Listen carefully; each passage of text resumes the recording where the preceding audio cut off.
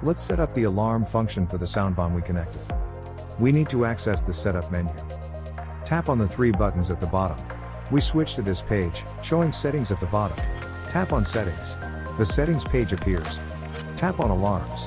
We want to use the sound bomb as an anti-tamper device. So tap on tamper theft alarm. We are now on the alarm setup page. We must swipe to on to activate this function. Let's leave the auto alarm switched on. Then let's check the sensitivity, so tap here. Set according to what you require, and then select that. Now we need to assign the output. Tap here. Our sound bomb is connected to IO6, so select that. Now we need to select the time that the alarm will sound, in the event of a tamper incident. Tap on the light gray bar to activate the timer settings. Then scroll up or down, each of the timer wheels, to the time you require. Keep going back until you see the app downloading the settings to the controller. You will be back in the main menu. Now you have the option to arm or disarm the theft alarm.